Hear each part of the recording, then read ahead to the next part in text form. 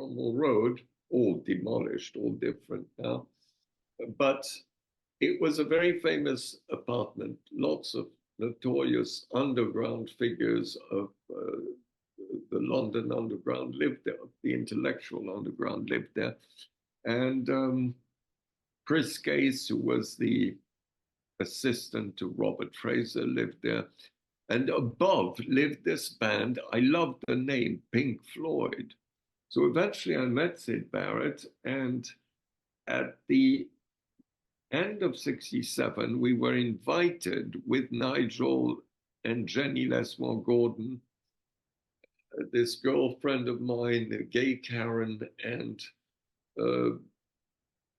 we all went to spend the New Year's transition 67 to 68 at a house in the Black Mountains of Wales belonging to the management of Pink Floyd. And that's when we had all that interaction with Syd. We decided to take this fatal acid trip. And Syd had a girlfriend that had been a bit of a strange vibe in this group of people. And at some point, Syd and I were jousting kind of on this trip, like medieval knights. And at one point, I remember that I lost my focus within the trip, which was very much a magical dimension.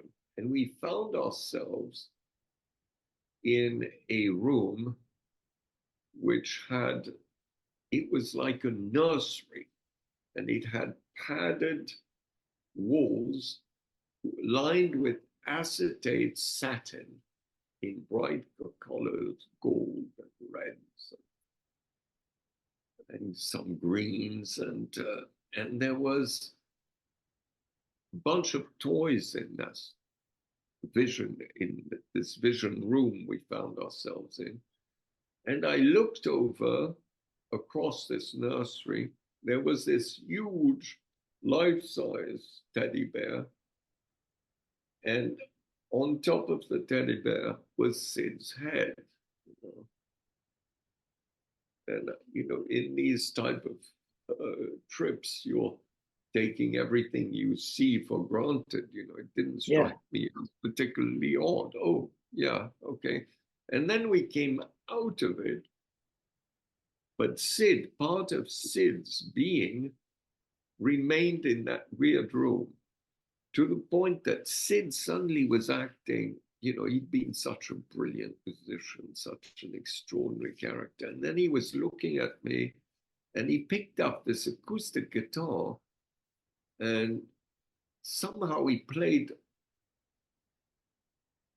completely out of tune, very badly, and he sang out of tune, "She loves you, yeah, yeah, yeah," like that, and was like being really weird. And his girlfriend said, "What's the matter with you?" said Syd, "You look like some weird big teddy bear."